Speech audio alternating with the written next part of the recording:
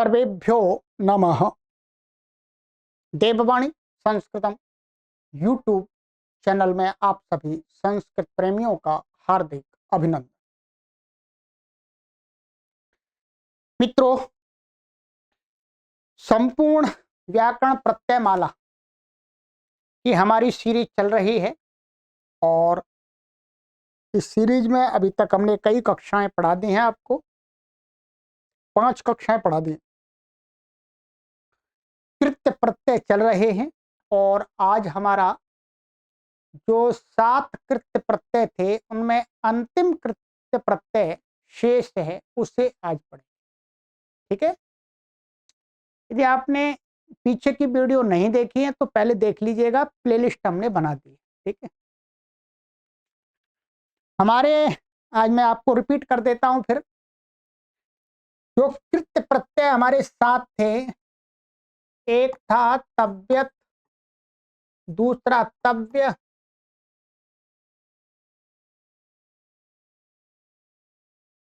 और तीसरा अनियर। ठीक है। चौथा केलिमर,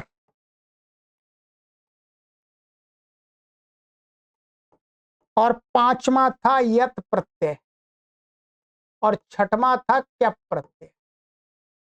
ये 6 प्रत्यय आपको हमने विस्तार से आपको समझा दिए किन किन किस किस प्रकार की धातुओं से होते हैं। जितना आपको चाहिए जानकारी उतनी आराम से मिल जाएगी।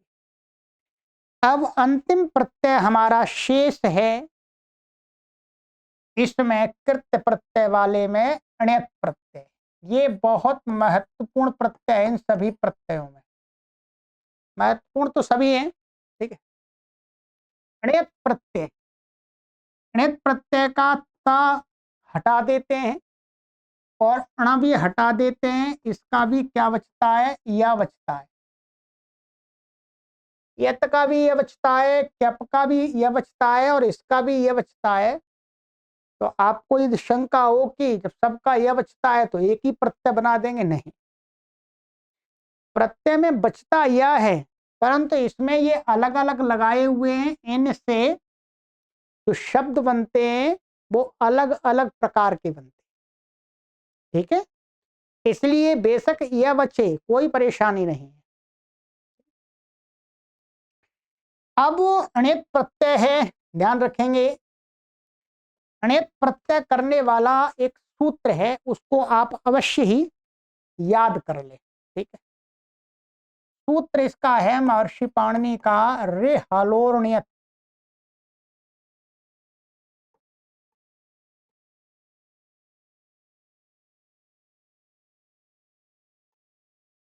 रे हलोर्ण्यत। ठीक। ये सूत्र है तीसरे अध्याय के प्रथम पाद का 124वां सूत्र है। 3-1-124। ठीक है।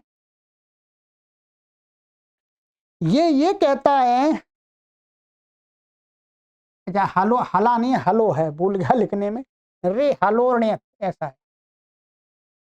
एक तो री, ह्रस्व री अथवा दीर्घ री, कोई भी री हो। धातु पाठ के अंदर कोई भी ऐसी धातु जिसके अंत में ह्रस्व री हो अथवा दीर्घ री हो, उन सभी धातुओं से अण्यत प्रत्यय होता है। और इस अण्यत प्रत्यय का जो अर्थ होता है वो योग्य अर्थ होता है। जैसा कि इसका था, इसका क्या अर्थ आ रहा था? योग्य। चाहिए थोड़ा सा भी आ जाता, पर मुख्य रूप से योग्य अर्थ स्पष्ट रूप से ध्वनित होता है। ठीक है। एक तो ये ऋकारांत धातु, ह्रस्व ऋकारांत अथवा दीर्घ ऋकारांत। इसके अलावा हल, हल का अर्थ है व्यंजन। ठीक है। अर्थात ऐसी धातु जिनके अंत में व्यंजन है, हलंत धातु। उन सभी हलंत धातुओं से भी अण्यत प्रत्यय होता है। काफी धातुओं से होता है। ठीक है। अब इस अण्यत प्रत्यय ध्यान रखेंगे, अण्यत प्रत्यय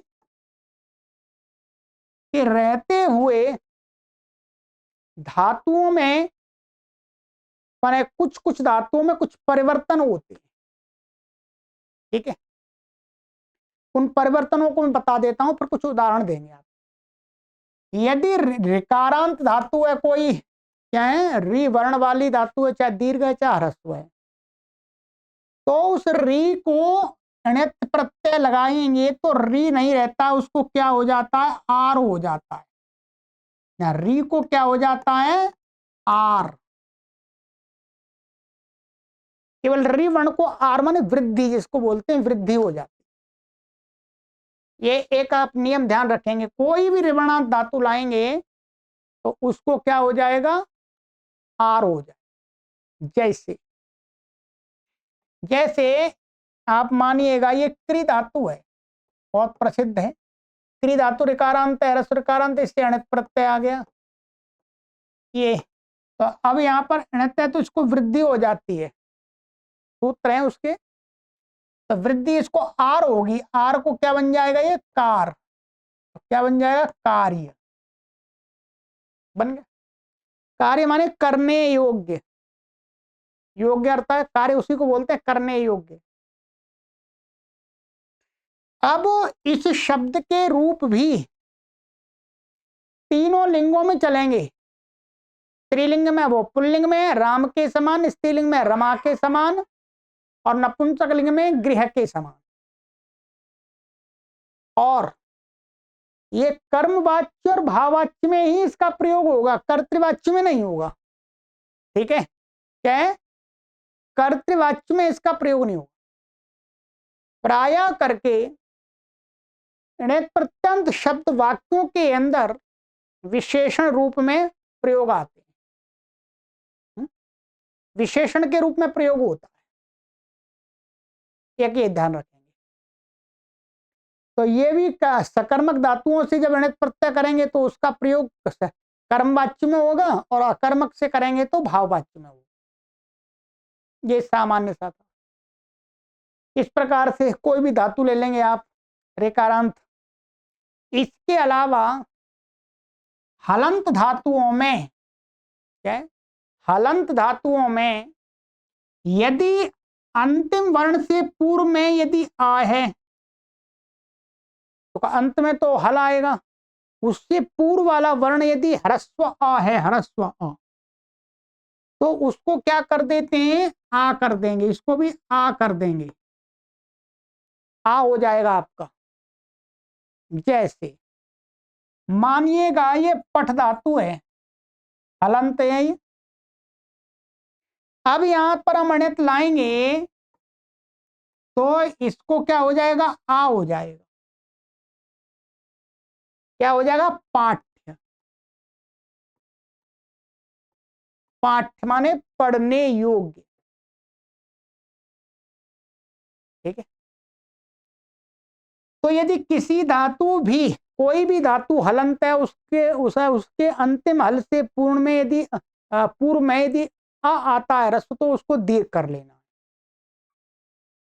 यदि इसको हम उपधा कहते हैं, माने अंतिम वर्ण से पूर्व में जो वर्ण होता है उसको उपधा कहते हैं व्याकरण की भाषा में। और यदि ध्यान रखेंगे, यदि उपधा में री मिले, क्या मिले, री, ध्यान रखें, ह्रस्व री। तो उपधा में ये वाला तो अलग हो गया, ये तो अंत वाला हो गया, ऋकारांत। यदि उपधा में अंतिम व्यंजन वर्ण से पूर्व में यदि ह्रस्व ऋकार मिले है तो इसको होगा अर, इसको आर नहीं होगा, ध्यान रखें, क्या होगा, अर, गुण होता।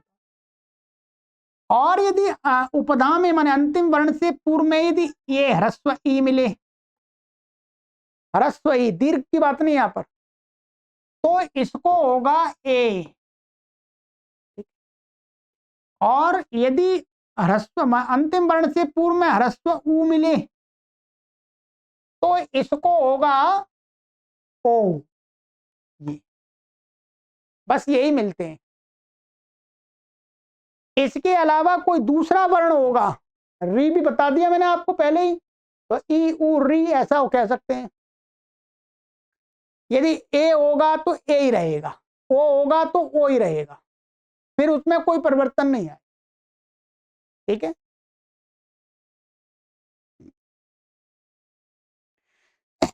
ठीक है। अब ये बात हो गई। इसके कुछ उदाहरण बता देते हैं आपको। क्री धातु का मैंने बता ही दिया, आपका कार्य बन गया। पट का बता ही दिया आपको। ठीक है, जो और जैसे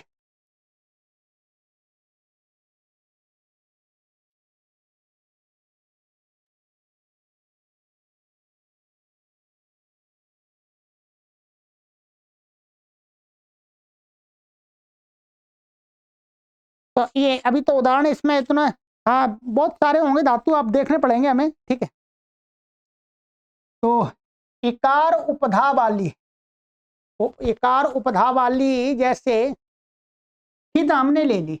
अभी खिद क्या है? खिद धातु है, खिद धातु है, तो इससे अणित करेंगे तो क्या होगा? ये ई को ये हो जाएगा खेद्य। क्या बनेगा?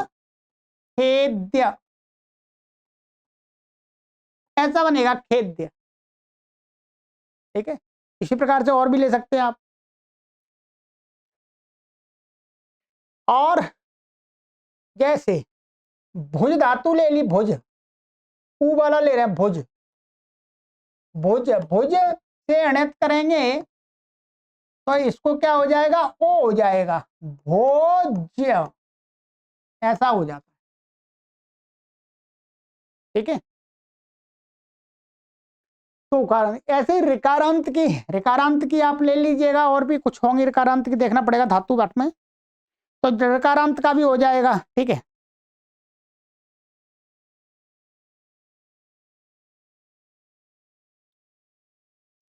अब ये हो गया आपका, इतना ध्यान रखेंगे। इसके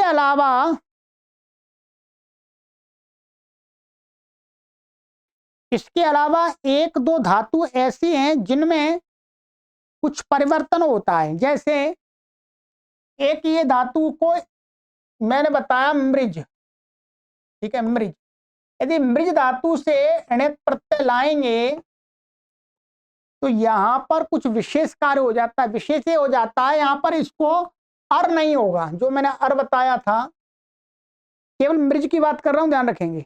यहां पर क्या होगा? मृज को ये बनेगा आर होगा, यहां पर क्या होगा?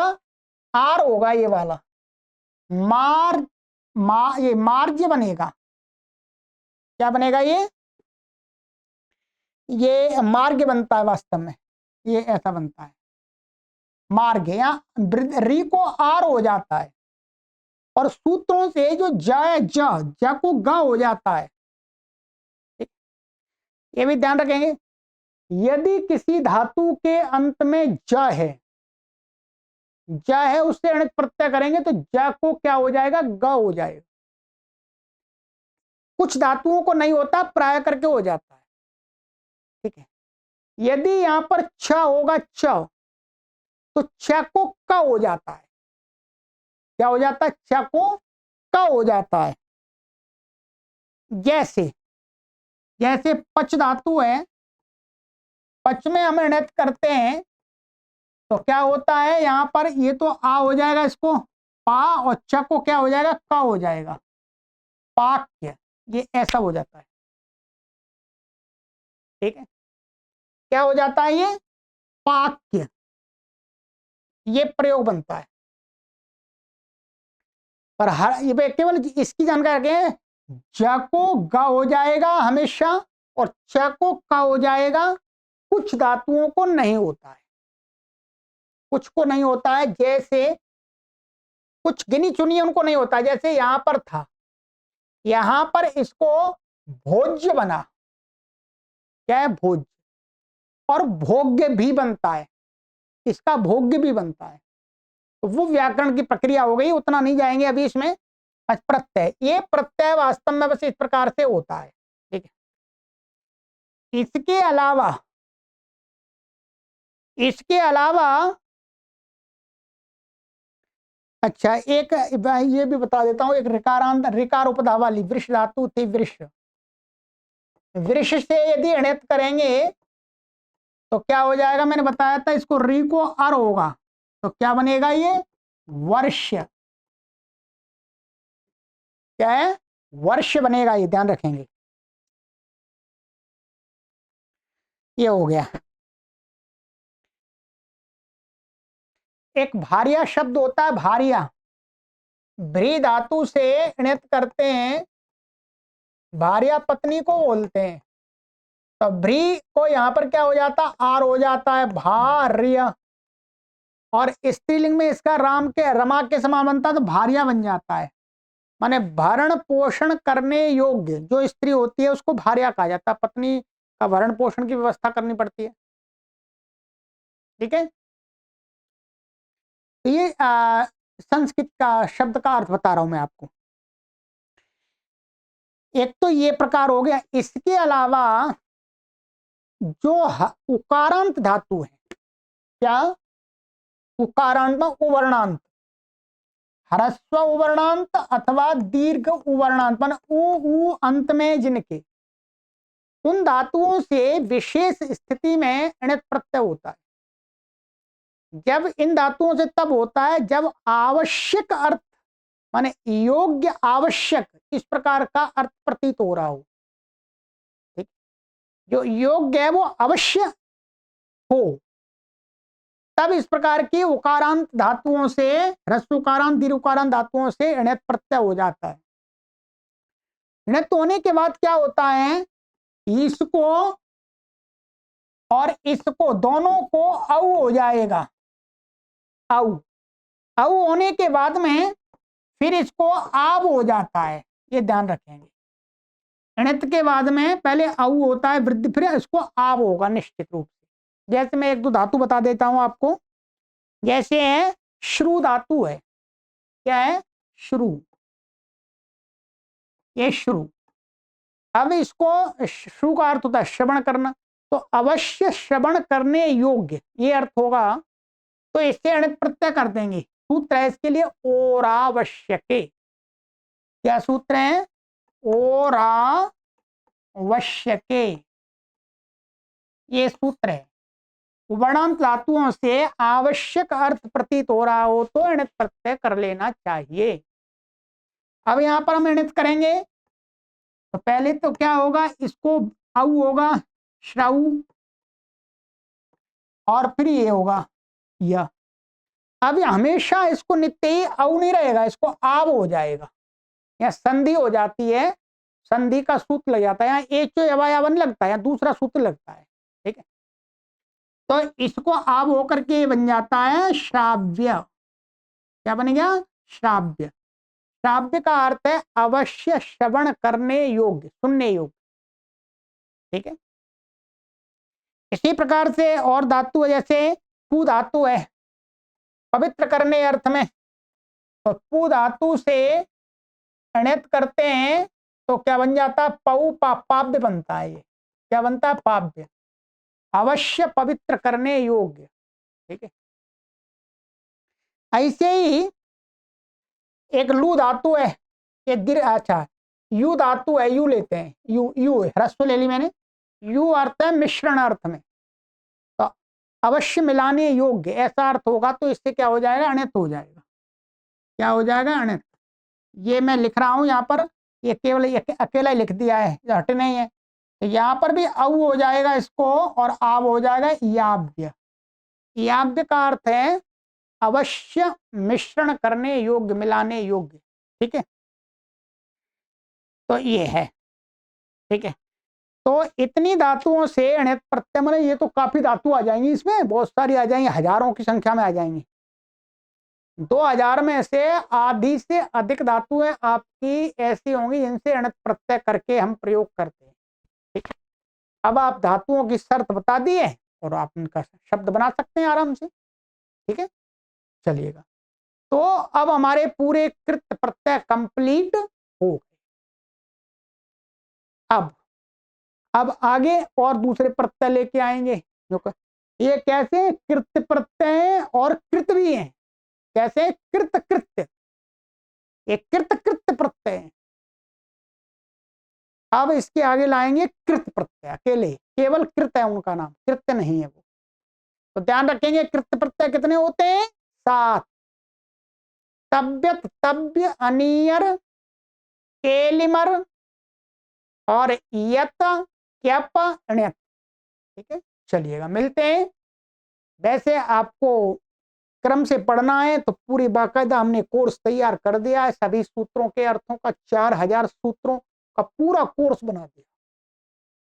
आप हमसे संपर्क कर लीजिएगा। वैसे सभी प्लेलिस्ट ओपन है, यदि आपको नहीं सर्च हो पाता है तो व्हाट्सएप पर संपर्क करके हमसे लिंक ले लीजिएगा, संपूर्ण अष्टाध्यायी के सूत्रों को अपने घर पर ही बैठे बैठे पढ़ने के लिए। चलिए, सर्वेभ्यो नमः।